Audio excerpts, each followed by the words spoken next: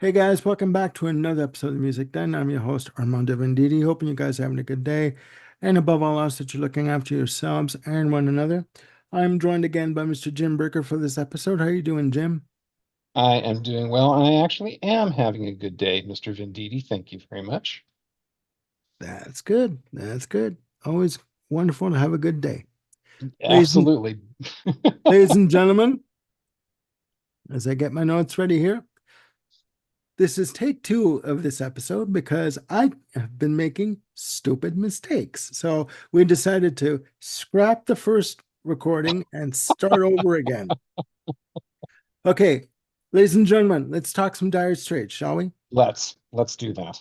This idea was Jim's. He approached me about doing a top 10 track listing of Dire Straits. So I thought, why not? Why not? So we're going to take you through our choices of Dire Straits tracks 10 to 1. A bit of background on Dire Straits, formed in London, England in 1977, fronted by Mark Knopfler, guitarist, lead vocalist, producer, main songwriter. Actually, I would say the main thrust of the band, the one constant member of the band. His brother David was a member of the band until 1980, and he left due to creative differences during the recording of the album Making Movies. Um, Other members were Pick Weathers on drums, John Isley on bass. Going back to Pick Weathers for a moment, he would be replaced around 1981-82 by Terry Williams for the Love Over Gold album. They were signed to Vertigo Records in the UK and in Canada, and signed to Warner Brothers Records in the US. I would almost, I wouldn't call them, and I'll get your opinion on this. I wouldn't call Dire Straits a cult band because they were slowly gaining notoriety and gaining attention. Their breakthrough album came in 1985 with the massive selling Brothers in Arms, released May 13th, 1985. Massive, as Jim puts out his hands, massive, Yes. selling a whopping 30 million copies and counting. Holy crap, that's a lot. Yes, yes. And multiple singles from the album. The big hit single from the album was Money for Nothing, which garnered a lot of airplay on Much Music in Canada and MTV in the US, given the tagline, I want my MTV. I personally think that Hmm. I was going to say Brothers in Arms. I personally think that Money for Nothing suffered from overplay and overkill. I'm sorry. That's just my opinion. Um, they would embark on a massive tour for Brothers in Arms. They would release On Every Street in 1992 or 1991. Sorry. I saw them on this tour in 1992 at the Maple Leaf Gardens. They've released um, six albums to date and one extended play. Depending on the A couple of region, live albums in there too. Don't yes, forget. there's Alchemy Live, uh, Hmm. and is On another the Night, I think, is the one. On the Night from 1993. That's right. Okay. Okay. Yeah. I'm not well versed on Dire Straits. Jim is, so he's going to correct me, which will probably happen over and over again, which is You're fine. not that well versed, and I'm really tired for some reason. So I think between the two of us, it's We're gonna going to be just fine. equilibrate. Yeah, it'll be fine. We are going to be just fine. So, ladies and gentlemen, please, with your patience and with our tomfoolery, we are going to give you our top 10 tracks of Dire Straits. And as is customary with these episodes, Exactly. we will start with Jim. I'll pass the virtual mic over to Jim. What is your number 10? Thank you, sir. My number 10 is all about tomfoolery, actually. It's from the EP 1982, Twistin' by the Pool. Um, Twistin' by the Pool is it's a lark of a song. It's kind of a joke. I mean, my understanding is that they wanted to do something that was about 180 degrees from what they were embarking on with the Love Over Gold LP, which was That's right. very heavily arranged, very moody, um, Intricate. and they wanted to do something light and fun, and they nailed it. In the US, this came out as an EP. Extended Dance Play, I think, was the name of it. Yes. I think in the UK, it was just a three tunes on the EP. Three But in track any EP. regard, Twisted by the Pool, three-track EP. Yeah, Is that in what the you're saying? UK. Yeah. Okay, thank you. Um, it's a lark of a song, but boy, is it fun. And Dire Straits is not a rock band, but this is about as rockin' as they get. And given Knopfler's background, this has got kind of a 50s, 60s rock element to it. It ain't modern rock, that's for sure. Hmm. It's very much a throwback of a track, and it's just delightful. It just exudes joy to me. Fantastic guitar playing. This is the first release that has Terry Williams on it on drums, and it's just fantastic. Again, it's a bit of a lark of a track, but it's so joyful to me.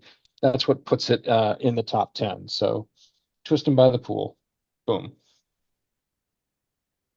Mic drop. All right. Cool. Yeah. All right. All right. I got you. I'm feeling it. Okay. All right. Okay. I feel it. Um, good choice. My number 10, ladies and gentlemen, we must carry on, is from the debut self-titled Down to the Waterline. Um, this song, it leads off the album. Um, w- First of all, when I think of Dire Straits, I think of the one word that comes to mind is minimalist in terms of their playing style. Mm-hmm. Again, you're going to hear me say the phrase a lot of space in terms of their recording, in terms of the arrangements. And Mm-hmm.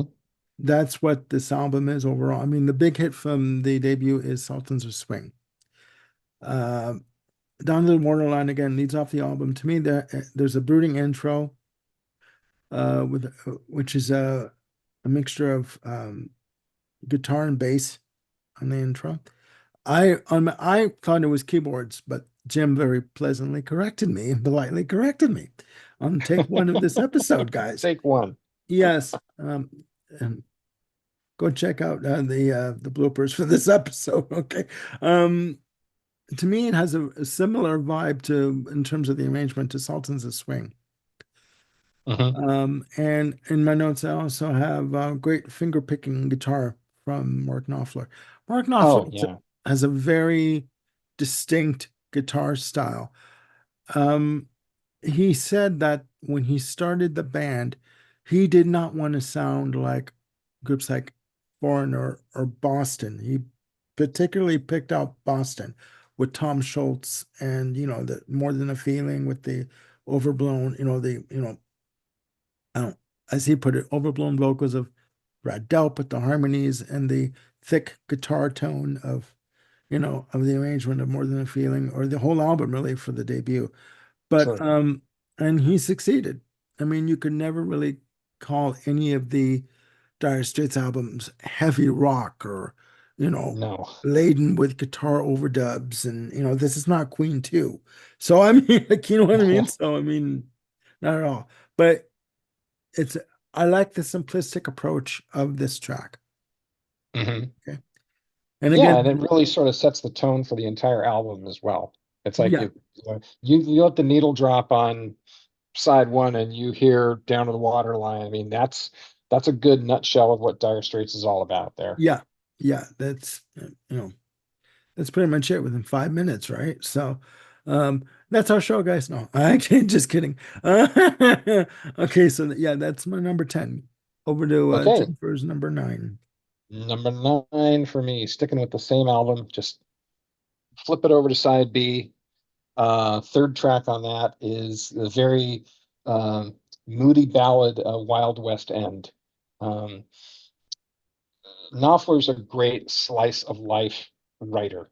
Um, A lot of his stuff was just picked up from what he observed in and around London, and Wild West End is kind of an ode to that. It sounds very much like what he and a lady friend experienced in just walking through the town. Mm, Um, and it's got a great ambience to it.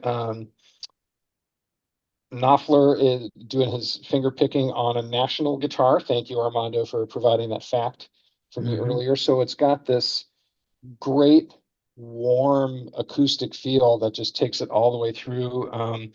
The backing and harmony vocals are very nice. It's a unique piece on the album, and it very much sets a wonderful mood. Um, I really kind of fell in love with the tune when I saw Dire Straits live. The only time I saw them was in '85, and they played this, and it was just wonderful. It's a breath of fresh air, and it was a welcome, spacious song in the midst of the lot of the other tunes that they were doing at that time. A lot of Brothers in Arms is very full compared to what you get on certainly the first three albums from Dire Straits. So Yeah, no, true, true. And the acoustic guitar that Jim was referring to, I looked this up because I wanted to know because it's pictured on the cover of Brothers in Arms. It's the I hope this is the right National 014 style fret acoustic guitar, and it has a very distinct sound yeah, when you hear it. So it's a good I choice. would think that's the same type of guitar that's used on like The Man's Too Strong from Brothers in Arms, Hmm. and Probably. there's another song that just escapes my memory right now. So, but yes, I think every album you'll probably get at least one track that's got that feel Yeah, to it. yeah. No, it's true. You're right. I was surprised how many times I heard it through the different albums and um over the span of their recording career. So yeah, it's quite Yeah. interesting. That's a good choice. My number nine, ladies and gentlemen, we must carry on, is Private Investigations from Love Over Gold. Fantastic track. First of all, Love Over Gold has only five tracks. Telegraph Road that leads off the album is like 14 minutes and change. You want to talk about a prog track, but this is more of a jazz. That's more of a jazz fusion track. But I digress. Private Investigations is the second track of side one. I do remember reading that it was released as a single, though I never remember hearing it on the radio. Right. Um, I have in my notes here a slow building passage on the intro. There's a good interweaving of guitar and piano chords that on the track. There's a very subtle use of vibraphone on this track and this album. Hmm. The guitar style has the guitar playing, sorry, has a flamenco guitar style. And there's a section where, it's a very quiet, you know, keyboard oriented section. And all of a sudden you hear, jarring guitar chords that come in at like 4 minutes and 49 seconds. So it's like, you sort of like, um, I mean, it's like somebody who has basically been through a rough patch, right? Whatever you're going through in your life. And Yep. you feel like you're through the storm and you're going, "Oh, everything's fine." Da, da, da. And all of a sudden these jarring guitar chords that come in again, right? That sort of wake you up out of it, out of a sleep to remind you Right. that you're not done yet. Like you're not in the clear. More shit's gonna Exactly. happen, right? Yep. As it always does. Very film noir. This track Very is, and atmospheric. This track could have been used for a David Lynch film, I swear to God. Um, Twin Peaks all the way. Um, and it also does have very dramatic piano chords that come in as well on the track. Again, very atmospheric, very beautiful. And Mark Knopfler does do, how can I put this?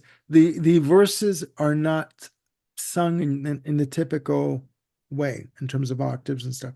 It's right. almost done in it's not almost, it is done. Sorry guys, I need more coffee. It's done in a spoken word kind of a format. Hmm. Okay? Like he's the narrator telling a story. This is like chapters 1 through 5 of, of a CD novel kind of a thing, right? And I love Yeah. my CD novels, but that's another issue. I digress on that too. I said we are gonna have fun with this, right? So that's my number 9, Private Investigations from Love Awesome. Over Gold. All right. I know we're going to be revisiting Love Over Gold just because I know my list. So there's your Okay. spoiler for that. Okay. Uh, Number 8. Let's go to Communique, their second album, and the track for me is Lady Writer, um, which I'm just checking my notes here really quick, is the lead off track on side B of the album. Um, we were saying Dire Straits is not really a rock band, but boy, this tune, it it rocks about as hard as Dire Straits rocks, at least at this period of time. Hmm. Great up tempo. Again, another slice of life thing. He was inspired to write this from seeing an author interviewed on the TV, and that's what the song is very clearly about. Okay. Not a lot of heavy symbolism going on in here, but Knopfler's playing is just exquisite, especially on his the tasty little breaks in the chorus, where he just really lets his fingers fly. Oh my gosh! So these Hmm. little 2 or 3 second bits of pyrotechnics. Um, um, I'm not a huge fan of the Communique album overall, but this track certainly, has stuck with me over the years. And just every time I hear it, it's just, oh yeah, this one is so, so good. So yep, number 8, solid Lady Rider. Perfect. Perfect. It's a good choice. It's a good choice. We are going to stick with the Darn tootin' community. it is. Sorry? Darn tootin' it's a good choice. Well, yeah, that's why I said it's a good choice. That's fine. Ladies and gentlemen, we're going to stick with the Communique album for my number 8, and we're going to go with the track News. Um, I gotta tell you, I do like the production on Communique. I do think that Pickweather's snare drum is really full and rich on this album, on all the tracks, really. And in my notes I have for News, I have a nice mid-tempo pace, really crisp production. It does have a bit of a country vibe to it. And again, Mark Knopfler, he is a storyteller in his lyrics. A cross between, okay, I got it covered here, guys. I just figured out the examples. Okay. Storyteller in the way of Bruce Springsteen. Vocally, he sounds very much to me like Bob Dylan. That's Okay. that nasal approach.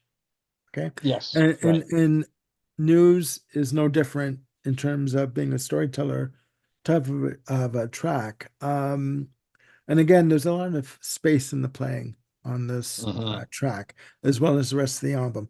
The production doesn't sound cluttered. It doesn't, you know what I mean? Like, you don't have to fill up every single channel. Do you know what I mean? Like with a lot Yes. of Right. overdubs and guitar work and harmonies and stuff, uh, guitar harmonics and things. So, um, and I gotta tell you, I'm beginning to appreciate Dire Straits as I listen to these tracks. So yeah, that's my number 8 News.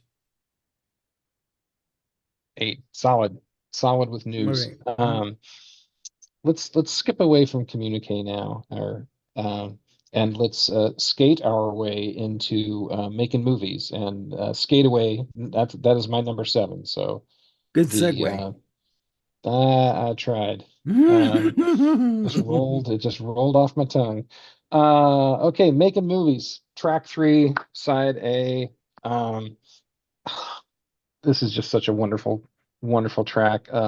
Again, more storytelling. Um, probably just based on Mark seeing some gal on roller skates with her Walkman on, just swaying through the crowds. And he just decided to write a song to it. And man, it's such a great song.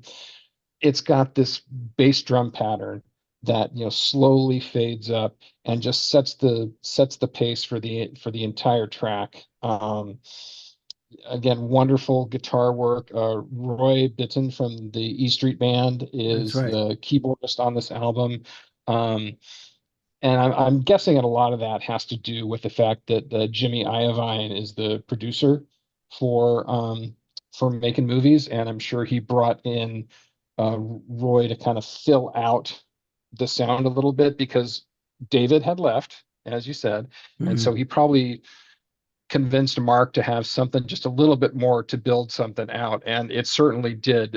Roy adds just an amazing touch and taste to this whole album, and um, and it's very eminent on Skateaway, or very evident on Skateaway, excuse me, with that Mhm. organ work that just sort of helps propel the whole thing along. It's got kind of a disco beat to it, which Mhm. is appropriate given the subject matter. Mhm. Um, but with the low key sway going on through the whole thing, it's just wonderful. I'm pretty sure this was the first song I heard off of Making Movies, and I think it was over a video. So this time, so 1980, Yeah. um, there was I'm really darn sure that I saw this on either like HBO or Showtime, where they would show videos in between the movies that they would broadcast. Saw this at a friend's house, and I'm like, dang, this is Dire Straits. This is sounding really, really good. Um, so, and then shortly after that, I'm pretty sure I got my hands on the Making Movies album, and yes, the fandom set in pretty hard. Mm, okay. Well, So that's a good choice. that is my number seven, Skate Away. That's a good choice. Ladies and gentlemen, well, for my number seven, we're sticking with making movies, not to be confused with moving pictures from Rush from 81. Um, little inside Mhm. joke there, ladies and gentlemen. My number seven from making movies is Romeo and Juliet. Um, my, That's the national guitar. That's the other national guitar track I was thinking of, that's right. Okay. was Romeo and Juliet. Uh, yeah. In my notes, I have you a great acoustic guitar intro, fantastic drum sound on this, and you know, it's a mid-tempo pace track. Um, as I had said before, a lot of their songs are either slow to mid-tempo. They're not what you would call raucous tracks in terms of like fast tempo or like breakneck tempo and stuff like that. Um, and I mean, this to me is a modern day telling of the story of Romeo and Juliet, um, about a couple who are dealing with their feelings for one another, their stage in life together, all the pitfalls that come with it, all the great stuff that comes with it, all the blame that comes with it from one person to another. You did this to me, you made me do that. I didn't make you do anything, it's called life, ladies and gentlemen. It's called Darn relationships. right. And I think that it's covered this take on Romeo and Juliet, the love story of Romeo and Juliet. I think it's covered in a very clever, dare I say, witty way, you know. Hmm. Um, and yeah, I mean, again, the more I listen to these songs and the albums, the more I'm getting to like Dire Straits. So that's my number seven, Romeo and Juliet. I do need more than two coffees. But Okay. okay, over to you for your number six. Shall we try to go to number six? Let's do that. Yes. Okay. The song that put them on the map, Sultans of Swing. So, 1978, I was probably in seventh grade. Um, and I heard this and I was immediately taken. by it. And I think I was immediately taken by it because there weren't nothing on the radio that sounded like this. It's kind of a medium to up tempo, kind of shuffle with, Hmm. again, just a lot of this finger picking guitar going on. And, you've got Knopfler's style of vocals very well set in here. Just again, more storytelling. And again, the solos on this just makes me think of Spinal Tap. His solos are his trademark, and definitely that's what really established um, Dire Straits was just the quality of Knopfler's guitar playing. It just really set them apart from Yeah. any other band. I mean, it takes that kind of quality to rise out of the pubs of London, and this song, I mean, it propelled them, a giant step forward. Obviously, not like the world conquering step that you get with Brothers in Arms, but again, very very laid back, very smooth, very cool. After Brothers in Arms was a massive hit, Mark could kind of write his own ticket. And he did two projects that were very close to his musical heart, which was the Notting Hillbillies, which Yeah. was just very kind of what's low key, downplayed country type of album. The song Your Own Sweet Way was kind of the minor hit off that one. Again, that doesn't sound like Dire Straits at all, but it's Mhm. got that sort of feel to it, and you can Yeah. sort of get where Knopfler's origins are coming from. The second major album that he did during that time was a duet album with Chet Atkins.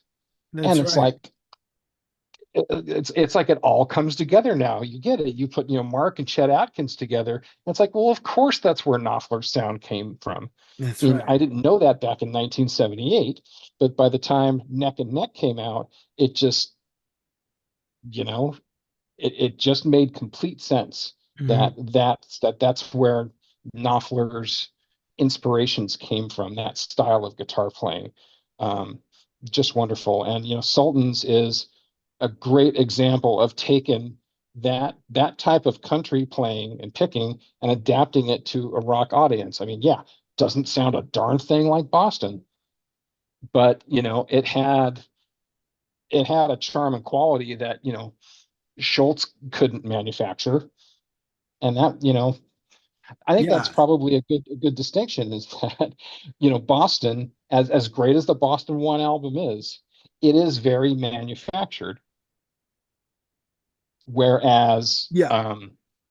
whereas in Dire Straits debut, it's just all feel. It's very organic. It's got the feel, and not to cut you off, but it's got the Dire Straits album has very much the feel of less is more. Oh yeah, absolutely. And yeah, no, I completely get what you're saying. And just a little note on Boston. If Tom Schultz would only get out of his own way and know when to not um, add on and add on. Do you know what I mean? I can just imagine how much compression is on that album, Sure. in terms of the instrumentation and the engineering on it. But no, I get what you're saying. I get what you're saying. That's a good choice. Um, my number six, ladies and gentlemen, we are going to 1991 with On Every Street. We are going with the track Fade to Black. And Okay. this is a complete shift from these tracks that we mentioned leading up to it. Um, in my notes I have here, this is first of all, before I get into my notes here, this is that type of somebody's done me wrong kind of a song. Ooh, And good, eventually, good country themed, and fodder right there. yes, and eventually he's saying you'll get yours. Uh, with no voodoo dolls with pins in them involved. But in my notes I have here, uh, slow tempo has a very, it's very much, has a very much of a jazz blues kind of a feel to it.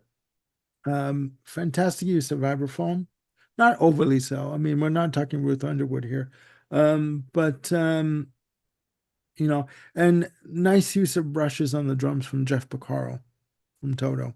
Jeff Porcaro does drums on this album, um, and it's one of those jazz club kind of, you're sitting there and Billie Holiday's on stage telling you about her, her sad love life and how, she's been done wrong again.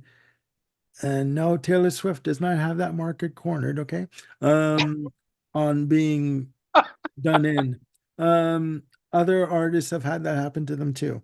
So we won't go there. But Oh my. don't even start me on Taylor Swift. I But I just wouldn't have guessed comparing Billie Holiday to Taylor Swift in any way, shape, or form. And sir, exactly. you've surprised me. I, that's what I aim to do. It's a fantastic track. I saw them on this tour for the On Every Street tour. The notes for this tour, first of all, Jeff Porcaro plays on all the tracks for the album. The album has 12 tracks, 60 minutes plus on a single disc. When they manufactured the vinyl or when they pressed the vinyl, the grooves had to be smaller to get maximum space on the album, which in turn resulted in a um, suffering in the sound quality of the Mhm. album. So yeah, that's my number six, Fade to Black. Long way around, but yeah, that's my number six, Fade to Black. I'm surprised. I had forgotten that about On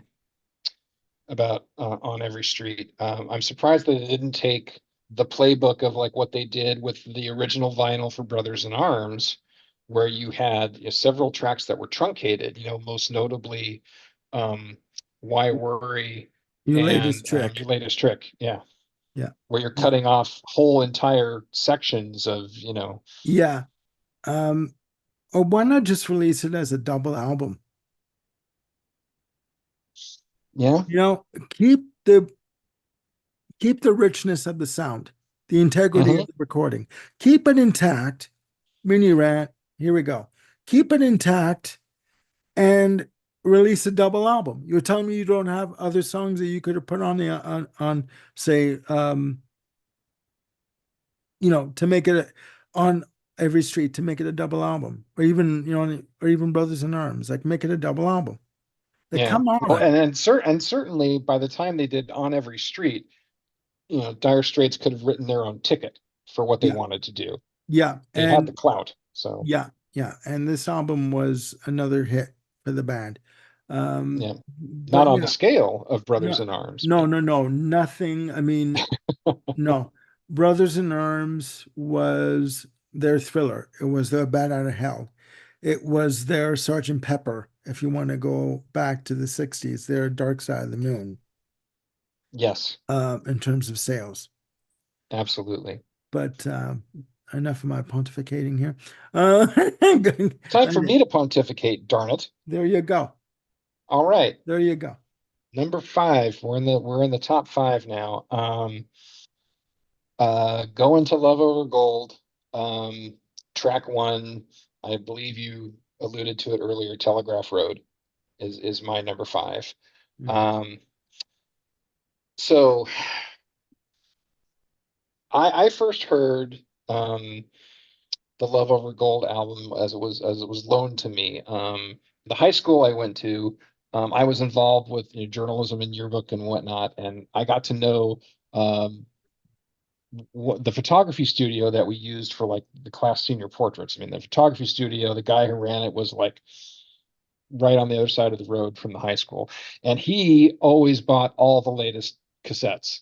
Mhm. Had them all. It's like, Tuesday when new releases came out, he would come into the shop with like, a dozen new albums. So that was a heyday of hearing things, brand new that were barely hitting radio and just able to hear the whole thing. Mhm. Um, so Borrowed Love Over Gold, I'm like, oh great, there's a new Dire Straits album. What a 180-degree turn from what making movies was. This is where Knopfler really kind of lets his cinematic freak flag fly, and where you're really getting very orchestrally arranged, um, incredibly, composed, layered, nuanced pieces. Lots of lots of piano, lots of synth, vibraphone is on it. No sax on Love Over Gold album, if I recall correctly. Um, correct? Am I right on that, Armando? I believe so, yeah. Okay. There's a But clarinet, I believe, right. but not sax. Okay. Um, anyway, Telegraph Road is the 14-minute launcher of the album, and it is a story. I mean, this is high cinematic Knopfler storytelling mode. Mhm. He's doubling himself with acoustic and electric guitars. Um, Fantastic keyboard work from Alan Clark on this track. Mhm. And it just tells an epic story of the evolution of a town and the world around that town and the people who um, made their living there and saw their lives, change and grow and be affected by what was going on around them. I mean, Mhm. it's an utterly magnificent track, and it's an experience. You really gotta. It's not something you sit down and put in the background if you're like puttering around the house. It's like it demands your Yeah, full attention. it literally grabs you by the throat and says, "Sit down and listen to what I'm going to tell you right now." And Yep. yeah, yeah, no, it's true. Uncle And Mark's going to tell you an expansive tale, and boy, does he do it. exactly, exactly. And listening to that album, it's not such a far leap from that album to him doing the soundtrack to Local Hero. Yes, exactly. That had to be the same time period. 83, this was a Love Over Gold was 82. I did my research, ladies and gentlemen, You so I did your know this research, stuff. yeah. There you go. There you go. No, it's true. It's true. Um, it's an ass burner of a track, in terms of like, there's a lot going on that track. So, Hmm. but Yeah, yeah, it runs the gamut from the very quiet to the, as pedal to the metal as, Mark Knopfler gets in his uh, guitar playing. as bombastic as it would ever get. Yeah, in terms of from quiet moments to bombastic moments in That's a la, true. a la Mark Knopfler, right? In terms of the way Yes. he does it. However, I will say that um, Money for Nothing is purposefully bombastic. Oh yeah. I Oh mean, yeah. so Like, I just got another idea for a show. I'll talk to you later about. Um, I mean, bombastic guitars. no, no, no. Brothers in Arms, Mini Rant, Brothers in Arms. Um, Looking back on it, I do like the album. Okay. Um, there are a couple of tracks that I could I'll deal with.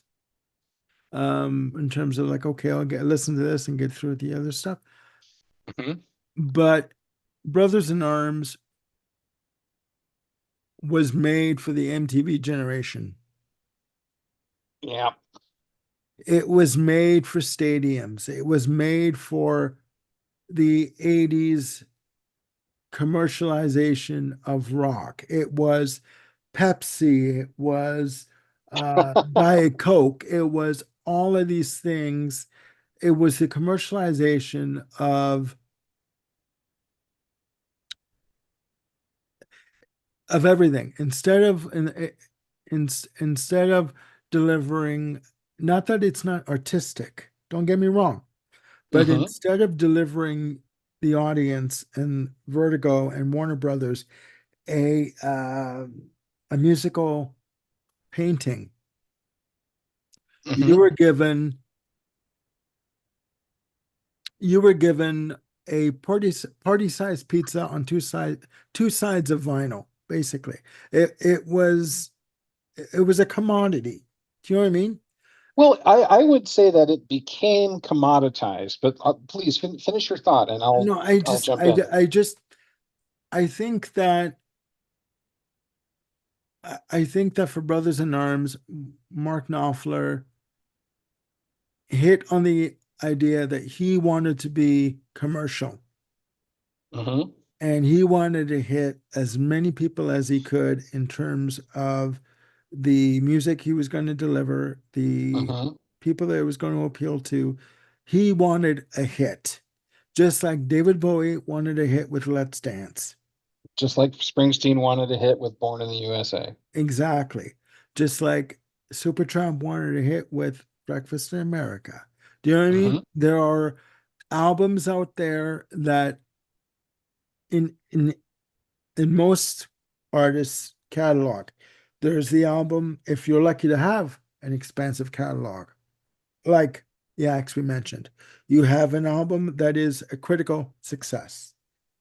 On the reverse side of that, you have an album that is a commercial success. Hmm. And very, it's been my experience that it's an very few examples where the two will meet together, right? It's Right. either one or the other, right? And to me, this was Brothers in Arms. We'll get back to the show in a sec. This was Dire Straits. Brothers in Arms was Dire Straits commercial zenith, Oh, no, no doubt. So I just think it was geared towards a certain era in time. And like Purple Rain for Prince, Hmm. you know. Sure. Um, Well, it's interesting. Did the time, I mean, did it's hard to know sometimes if the album is a product of the time or did the time catch up I think to the I product? think no. And guys out there watching, and I know you are watching, don't get me wrong. I'm not saying that Mark Knopfler sold out in any way. He still delivered music that he wanted to make. Hmm. He just jumped on a creative wave and on a certain notch, and he rode that until he couldn't ride it anymore, until the horse kicked him off. And then he That's went on to true. something else. So, Hmm. and there's nothing wrong with that. No, there isn't. I mean, I'm sure his bank account was comfortable for life after Brothers in Arms. But it's interesting, and kind of talking about it because there are all of side two of Brothers in Arms Mhm. is I would say not commercial.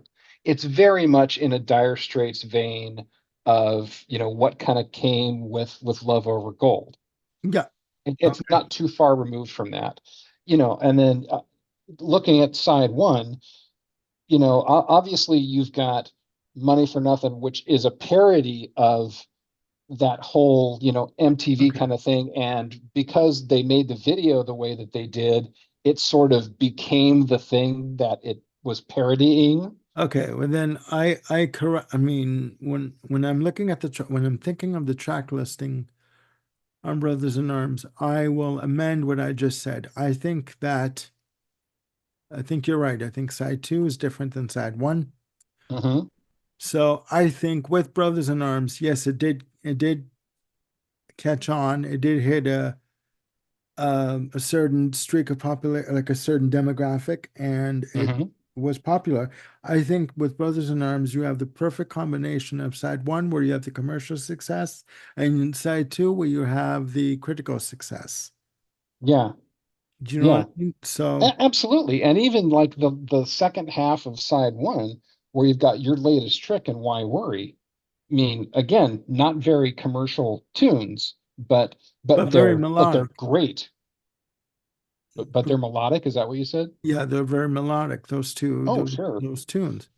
Absolutely. One more point about Brothers in Arms, about the kind of commoditization of it. Um, I did not mind Walk of Life for a long time. pleasant, pleasant little pop ditty. Okay, that's fine. First time I saw a video for Walk of Life, it was a guy in the subway, busking in the subway, which is what the song's about. Again, it's another slice of life thing that had been very 1985 produced in terms of the keyboards and the arrangements and the drum sound and all that. Yeah. Um, and I didn't mind it. But at some point along the way, they did a version two of the video of them performing on stage, and then it was all about like sports. Yeah.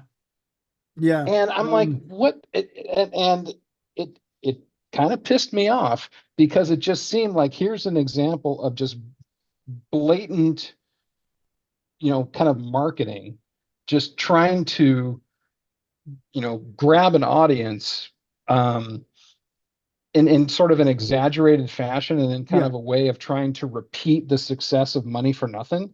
Yeah. Um, so every time I hear Walk of Life, I just roll my eyes and I kind of get ignored by it. I wish I could go back to a pure, simpler time before I became aware of the commoditization of the world.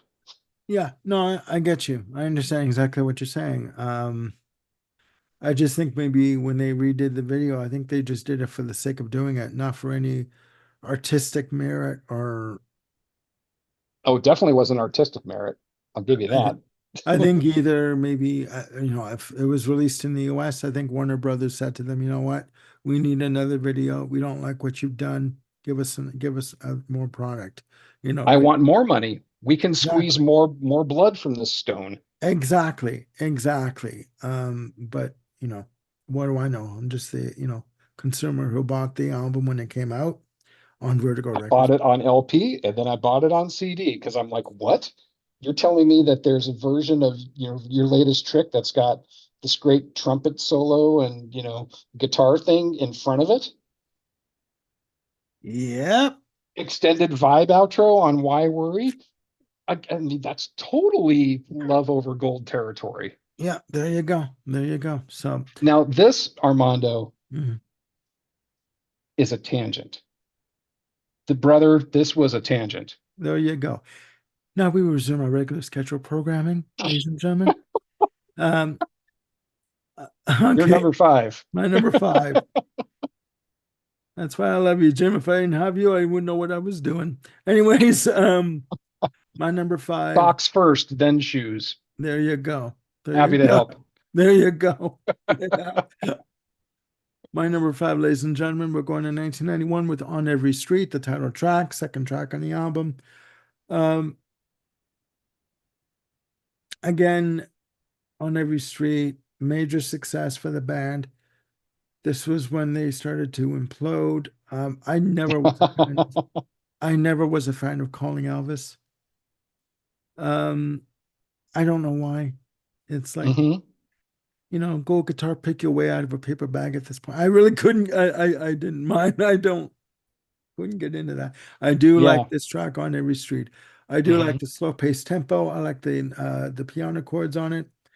What I hear is clarinet on the track. Beautiful use of clarinet, if it is indeed clarinet. Uh, but I think it's a great title track for the album. I think it's a great track. The arrangement is just fantastic, and the clarinet, the melody in the clarinet makes it for me. It saves it in terms of it just Hmm. holds it together even more, right? Gotcha. Than what's there. It's like gold dust on top of what's already there. Do you know what I Mhm. mean? So, I like that. um, feel free to use it. Okay, anytime. Okay, I will. Well, Um, I owe On Every Street another listen. Kind of like Communique, it never really connected with me, and I'm sure there's a part of it that's just that I was so over Dire Straits by the time 1991 rolled around. mhm. Again, Colin Elvis, okay, it was kind of cool, but it wasn't great. The Bug is a fun track, but With again, Vince Gill. kind of in the Colin Elvis kind of vein still. Um, but I owe the album another listen. Actually, another quick rant, surprise. When I listened to The Bug, because I know it was listed as one of the singles, and I read that Vince Gill plays guitar and does backup vocals on it, I thought I would hear more of Vince Gill in the mix. And I was quite disappointed Okay, in the track, but that's just me. So, but that yeah, was a quick rant. there we go. We're back to a It's regular scheduled possible. program. Okay, you're number four. Number four. Okay, so my number five, which was about an hour ago that we talked about it, was the leadoff track from Love Over Gold. My number four is the concluding track from Love Over Gold, It Never Rains. Now, It Never Rains, I feel, is like the deepest of deep cuts in Dire Straits discography. It doesn't get a lot of love, but there are people like moi who are pretty darn passionate about it. Um, it's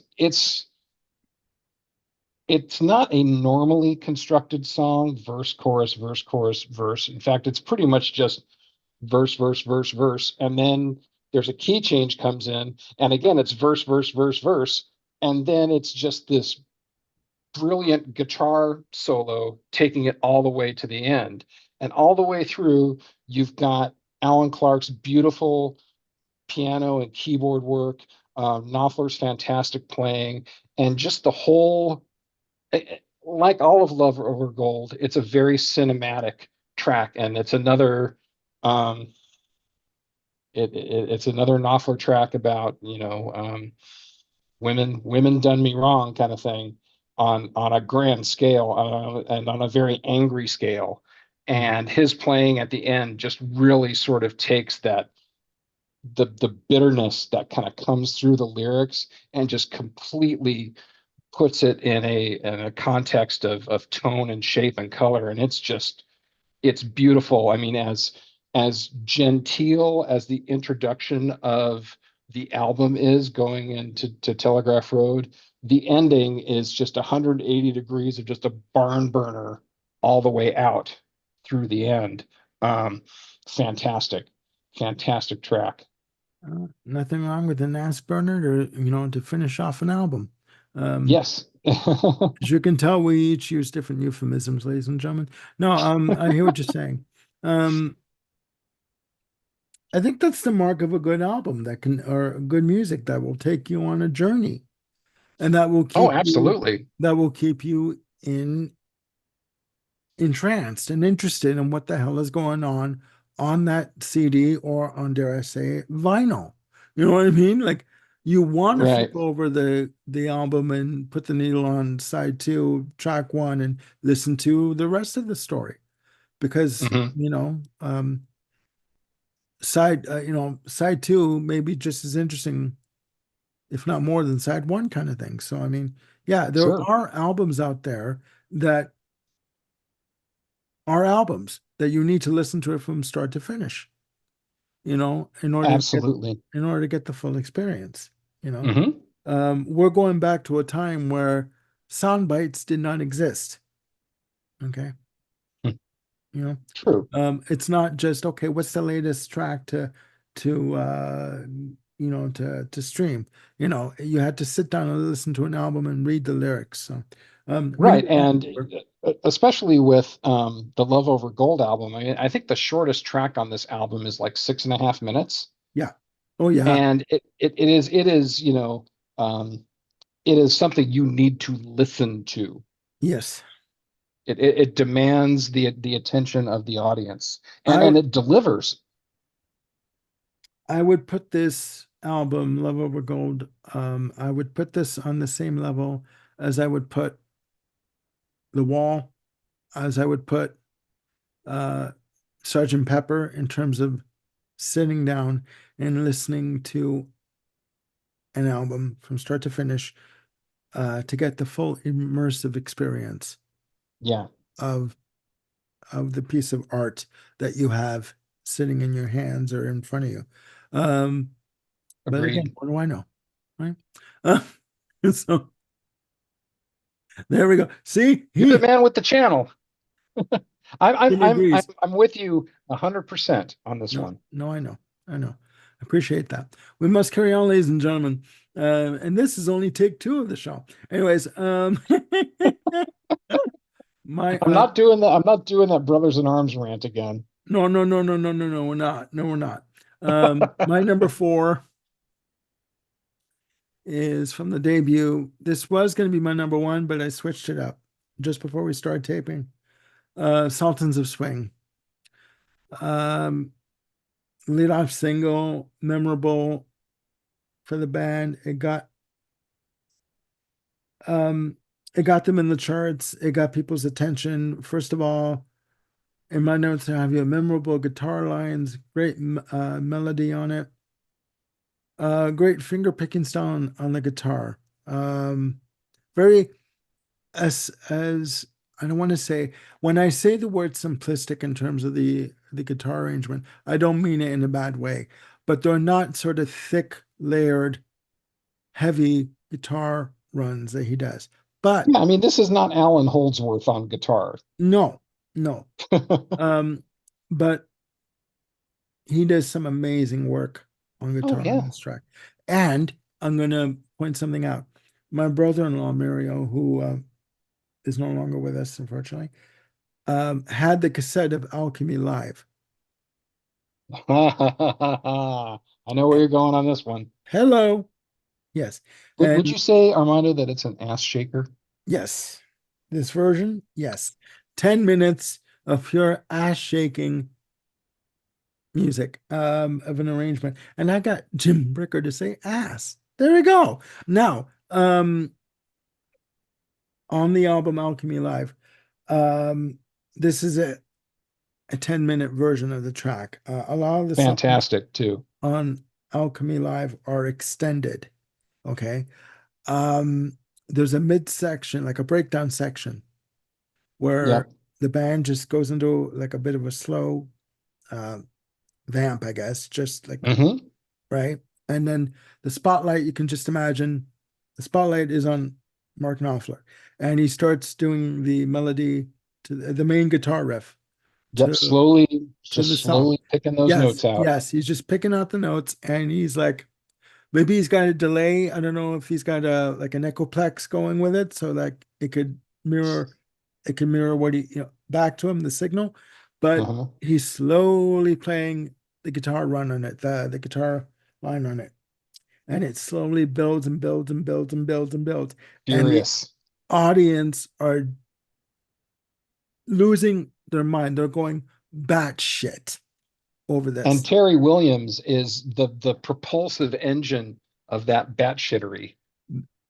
I got him to say batshittery. Anyway, this version of the track, in my very humble opinion, is the definitive live version of this track that I heard. My brother-in-law had it. I remember we had a little mini rant. We had a New Year's Eve party at my mother's place, at my parents' place, and he was a amateur DJ. He would do the music. He had this huge uh, amp, like speaker, huge cabinet speaker, call it amp almost. And he had the cassette player was the type where the compartment would open sideways, and you had to put the tape in sideways instead of from the top. Wow. Okay. That's I remember having to bum slide down the staircase to get into my wheelchair because we were going to have dinner, and he had that playing in the basement. And I remember that guitar solo because it was just so long, number one, but it was just so freaking good. It was like, Yeah. my God, if I smoked, I would have had a cigarette. I swear to God. Like it was that good. Um, It's fantastic. Yeah. I yeah, to me that is the definitive version of the song. Um, it is minimal in its approach, but it's impactful in its effect. To Right. get your ass shaken.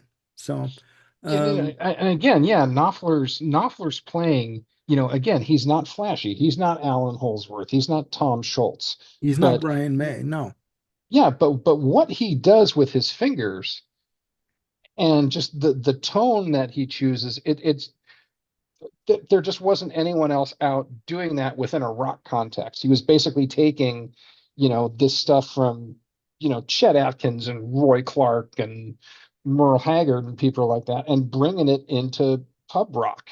And then you step into making movies, Love Over Gold, Brothers in Arms. But yeah, Alchemy, that's one of my favorite live albums of all time. And they finally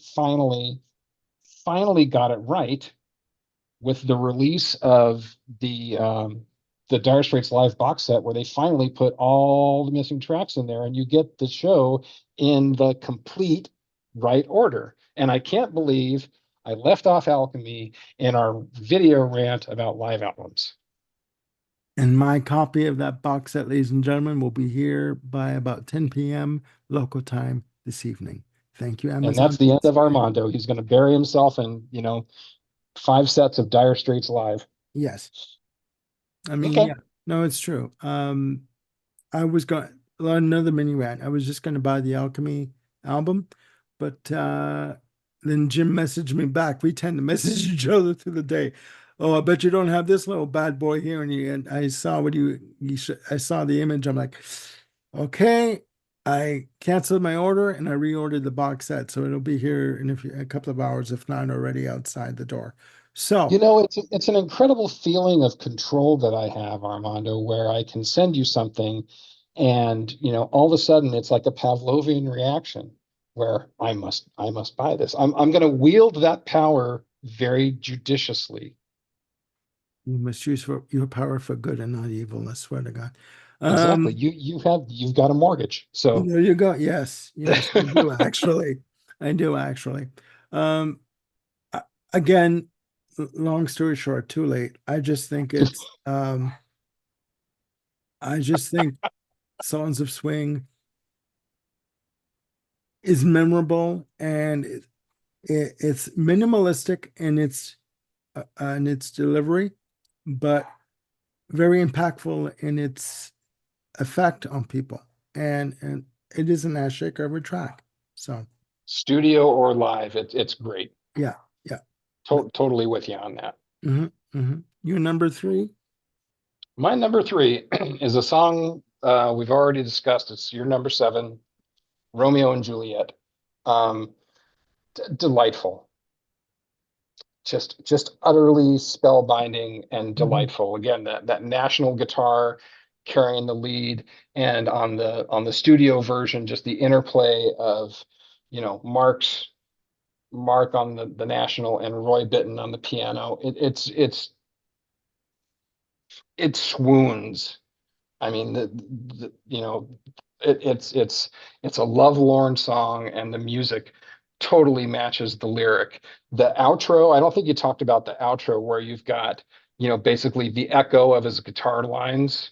Um, Okay. just a beautifully produced moment, and sort of emphasizes the whole walking away from something, the slow fade out. It's just, if people haven't heard Romeo and Juliet by Dire Straits, just stop this video of us yakking.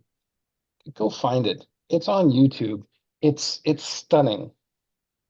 And Again, then it's come not back and watch it. the video Yeah, exactly. when Do you're that. done. It does it shake your ass? No. Might it put you in a place where your body is just completely relaxed and in a state of just, you know, Zen. zen, bliss, joy? Feeling lovelorn, depending on where you are in your Yeah, relational life. Yes, it will just plunk you down there. It's just fantastic. yeah. No, I understand what you're saying. I understand what you're saying. Um, my number three, ladies and gentlemen, is from Brothers in Arms, Why Worry? Mhm. Um, I've always liked this song. Um, I just I think it's a very beautiful sentiment. Yeah, You know, in my notes I have here a nice relaxed tempo, great layered guitar chords on this track, Um, I think I don't know if you said this was vibraphone or, but what I hear is, I have in my notes here nice descending synth passages that come at the, I guess at the end uh, at the, of the choruses. Just Yeah, there is a descending synth in there, and I believe there is vibraphone, yeah, especially okay, on the outro, which you didn't get on the LP, but you yeah. got it on the CD and the cassette. There you go. There you go. So I just think it has a beautiful sentiment, you know, Harmony vocals. yeah, Did you catch who the harmony vocals are? you know, It's the Everly Brothers. oh, oh my God. Okay. Okay. I get, and I was reading up on this album. There's a lot of quite a few things that went on in this album. Terry Williams did not. They started working on the album on the bed tracks, and Terry Williams did not like his drumming, Hmm. so he opted out of the drumming on the album, and the drumming was done by Omar Hakim, Okay. renowned jazz session drummer, and also was the drummer on Madonna's Girly Show tour that I saw in 1993. He He was would, also the drummer for Sting's Dream of the Blue Turtles band. okay, okay. Uh, he's a mean man with a bass drum and a snare drum. I'm telling you, he when he wants to hit hard, motherfucker, it's just like you're just like blown away, like boom.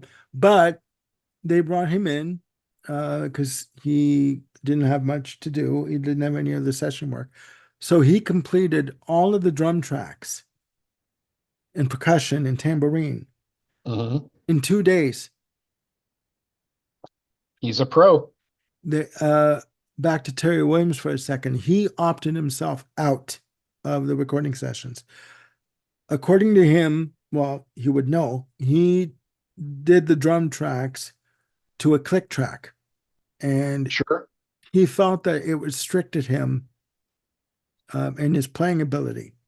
So he talked to Knopfler about it, and he and Mark Knopfler agreed, okay, for this, I'll sit out. We'll do the live tour, but if he did do the live tour, but for the drum tracks, He did. they brought in Omar Hakim, and Okay. damn, I mean, like all the drumming done in 2 days. Like, come on, are you serious?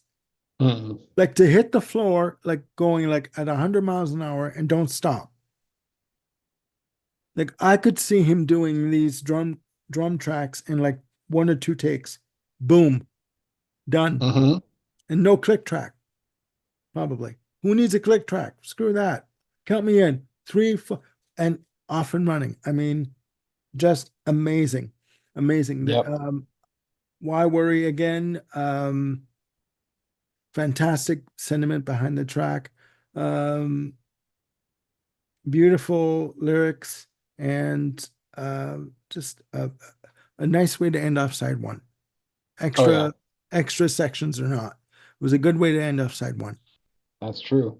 You Have know, you it's um have you yeah, heard the version from the Knopfler Emmylou Harris live album? no. Very nice.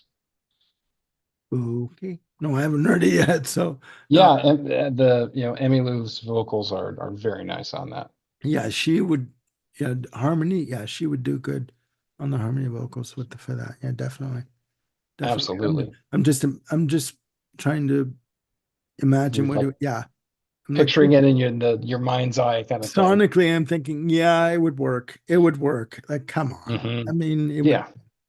I mean, she do she do the high part, and he obviously would do the low part because I don't know what he would have to grab in order for him to do a high part, a high harmony vocal. But I mean, we won't go there. And never Um, been his strong suit. no, no. But yeah, that's my number three. So Good one. Good one, sir. Number two for yes, me, yes. we're kind of staying in a similar tempi. Romeo and Juliet, Why Worry? Now we're talking for my number two, which is the title track to Love Over Gold. Um, I why do I love this track so much? Again, Alan Clark's piano, Knopfler's acoustic guitar plucking through it. I'm just kind of reviewing the track in my head, so I'm concentrating, so I'm closing my eyes. Um, just a beautiful, understated lyric. Um, it has a nice build to it, and some drum accents. Withers was still with the band, and you know, it's a high, not a high point for the song. It's kind of like a bursting point in the song, but it bursts up and then back down again. So it's like a little bit of a firework. Mhm. Um, and then just a very simple, uh, outro of it's not even a chorus; it's just a third verse, and then again into this very extended instrumental freeform jazz odyssey between Knopfler on acoustic guitar, Alan Clark on the piano, Mike Mineri on vibes, some great like fretless bass work from John Illsley. It's just delightful. And again, like the whole rest of the album, incredibly cinematic in just how just the scope and how it's approached. I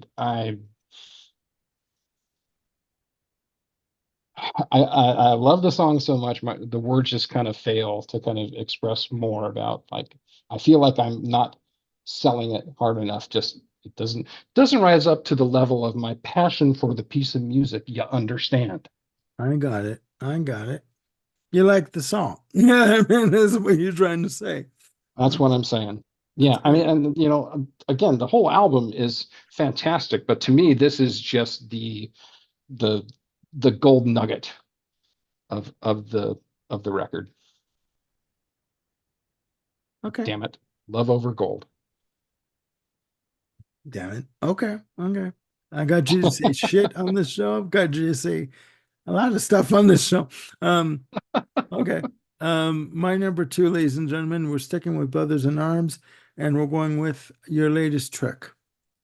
Uh-huh. Track three on side one, um, Four. four. Yep, track four. Track four. So far away, So far away, money for that's right. nothing. Yeah. Okay. My apologies. It's been a long day, guys. Okay. Track four. Um, I've always loved this song. Um, ever since I first heard it. And I do like that extra intro. Um, Yeah. and in my notes I have here, great trumpet intro from Randy Brecker, um, mixed with the, guitar flourishes, that kind of like that burning guitar flourish that comes in. Um, Yeah. almost like that hollow burning uh guitar riff that comes in. Um, Hmm. again on the intro. And then great relaxed tempo and fantastic sax work from Michael Brecker. And Yep. what I love about this track is when I hear this track, when I hear the sax, even the trumpet, I think of Chuck Mangione's Feels So Good Really? from Huh. 1978. I, Wow. I keep thinking, yes, yes, okay. I remember when that came out in 78. Okay. I do remember Hmm. that track. Um, I just it conjures up that track for me. Like it yeah, there's a similarity. And Yeah. to me there was a direct connect to that track. Um Hmm. and fantastic guitar work from Knopfler. It's got to be Sure. said. Um this album again, Brothers in Arms, polished beyond belief. Again, as I said, this album was marketed and packaged for a certain demographic for the MTV generation. They just hit on a vibe and they just played that right into the ground until they Yeah. couldn't get away with it anymore. And it worked. Yeah. And again, the something like your latest trick would not have been out of place on either Brothers in Arms or Knopfler's first solo album, Local Hero. Mhm. It belongs there. Yeah. It's kind of like a through line through the catalog. So it wasn't like you get to Brothers in Arms and it's like a complete left turn and everything is like commercial. No, but there's like a sheen to Brothers in Arms, the Hmm. album that I don't know what it is. Maybe it's Well, they sure there. made a hype about it that it's like a, all digital. Yeah, So and that sheen is probably from the lack of warmth. yeah, yes. Some people would say it's a cold sounding album because of the digital recording, and it is the first CD to have sold 1 million copies. Yep. So yeah, that's again. Uh, I think this is a contrast to Money for Nothing. Oh, sure. You know, um, but yeah, that's my number two. So That's a good moving one. up to finally get to our number one, Finally get to number one. Okay, as so we I'm started taking the my show little 10 years ago. my little crib notes here. Yeah, off to the side. So far we only have three repeat tunes. I have a hunch that we're both going to have the same number one. I have a hunch. Go for it. My number one is the lead off track from Making Movies, Tunnel of Love. Starts with a Rodgers and Hammerstein waltz, beautifully played by Roy Bittan. And then as that starts to fade on the high note, you hear him come in with the 4/4 piano figure. The band kicks in. And again, it's another Mark Knopfler slice of life ish love story about, unrequited love through the lens of a carnival. Um, and with, of course, the tunnel of love being, the great metaphor there. The Knopfler's guitar work is so good on this track. The ending guitar solo, very much like what you were saying for Sultans of Swing on Alchemy. It's very quiet, just picking out a few notes, and it just builds and builds and builds. And one of the things that I love about the guitar work on this, and I don't know if this has as much to do with the production as it does just Knopfler's playing, but under kind of like anchoring and underneath this entire track, Knopfler's playing an acoustic guitar, just strumming all the way through. No fancy finger picking. Is just, he's letting the electric guitar stuff do all the picking, and the strumming, it just adds this color and dimension to the piece that is just not in other Dire Straits songs. And I think it just gives it that extra kick of differentiating it from the others that just, to me, just elevates it to number one. So it's the performances, the production, the choice of arrangements, the lyrical content. His singing is fantastic on this track too. Um, no, Bob Dylan warbles here. Mhm. It's it's a belter. Tunnel of Love, my number one. Nothing's gonna move it. As much as I love Love Over Gold, I love Tunnel of Love just that much more. Okay. Boom. Okay. Um, I'm not sure how to read your reaction, good okay. sir. No, it's a good choice. It's a good choice. My number one, ladies and gentlemen, moment of truth here. Drum roll, please. Telegraph Road. Okay. Love Over Gold, the 14-minute plus magnum opus that starts off side one. My God, like, holy shit. I mean, I have in my notes here, um, you know, eerie, as I put it here, eerie synth melody intro, which is very brooding, very menacing. You know what I mean? To me, Yeah. nice interweaving of piano and guitar chords. Has a mid-tempo pace to it. Uh, Hmm. I love the subtle percussion on it. Great guitar tone from Knopfler on this track. Hmm. Great piano. Nice use of organ. And the fact that it goes through different tempo changes. Like it changes tempo at 7 minutes, 16 seconds. And it's a story with a beginning, but the ending is left ambiguous because the ending is about life and life never ends. Hmm. Um, and it is the inspiration for this track, if I read it correctly, was that they were on a bus on the Detroit highway, on one of the highways in Detroit, and that's where he came up with the idea for this track, if I have it correctly. I think it's this album is listed as rock and jazz fusion, and yes, it is jazz fusion because on this one track, 14 minutes and change, um, and the second track on side one is Private Investigations. You have five tracks in total.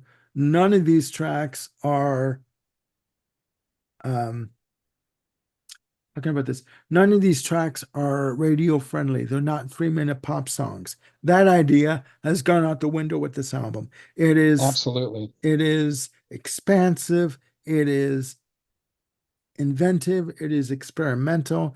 Everything but the kitchen sink, and even the kitchen sink is suspect. It might be even in this track. Um, it encompasses everything. This one track encompasses everything that you want to know about Dire Straits and all the eclecticism that comes in their music. All the influences are in this one track. You know, Hmm. I could see Mark Knopfler doing a version of this with Pat Metheny live. I really could, Hmm. you know, because it is that expansive and that experimental and that in terms of the time signature changes. And It's certainly the subject matter of the song would warrant it to that yeah, kind of Matheny tone. yeah, definitely, definitely. It's complex and it's intricate, and it's a story. Like I swear, oh, sweet Jesus, it is that good. It is that good. So Yeah, that is my number one, Telegraph Road. I was wrong, but your number one is not to be argued with. Mm. Well, I mean, you could argue with it, but I mean, it's your opinion, right? I mean, it is what Yeah. it is. But yeah, no, I think that it is a fantastic track, and the more I listen to Dire Straits and get to know them more, the more I like what I'm hearing. You Hmm. know, It so would be interesting then if you go on this Dire Straits journey a little bit deeper and spend more time with them. Like if you went back like 3 or 4 months later, would you have a radically different top 10? Would there be subtle differences? Would there be tunes in there that weren't even in your line of sight at this point? possibly, you never know. Possibly. You never know. You know, I mean, and ladies and gentlemen, Jim and I are going to do at some point ranking the albums of Dire Straits. He wanted to do it tonight, but after this episode, not a chance. I need to get well acquainted with the rest of the catalog, and we are going to bring that to you at a later date very soon. Should we include the albums from the box? Because I have the box as well. Oh, now you're dragging it out. Okay, we can do that. All right. We can do that. Oh, sweet Jesus. Okay. Ladies and gentlemen, he gives me work to do, and it's my channel, for God's sake. Uh, I mean, Is it? I just let you think it's your channel, Armando. This oh, is really? Oh, great okay. mind screw that's going Okay. on. So, Okay. Well, you know what, ladies and gentlemen, we're done for tonight. Okay, We were done before we started, but exactly. This is the long version of the show. Okay, oh no edits man. here. So It's the Brothers in Arms CD version of the show. That's what it is. exactly, exactly. So, ladies and gentlemen, there you have it. Our top 10 tracks of Dire Straits. Please put in the comments down below, down there, what your favorite tracks are from Dire Straits. Um, Again, no right or wrong answers. And you know what? You know, this is the one good thing about music. You always learn something new, right? You may not like everything you hear. Not everyone's going to like everything that they hear. But if you Yep. give something a chance, you never know what you'll find. So I want to thank Jim Bricker for joining me on this expansive episode. Um, This tangential episode. yes, yes. And please, guys, look after yourselves and one another. Click like and subscribe and hit the notification bell to keep yourselves on top of any new content that we've got coming up. We have quite a few shows coming up in the planning stages. Next week, starting July 2nd, we are taping the episodes for our 31 Perfect albums with Bill Schuster's coming back on the show. So that's going to be fun. So Oh yeah. that's going to be hilarious. And Talk about tangents. I can't wait. it's going to be fun. Anyway, ladies and gentlemen, for Jim Bricker, I am Armando Venditti signing off for now. Please look after yourselves again and one another, and we'll see you soon for another video. Bye for now.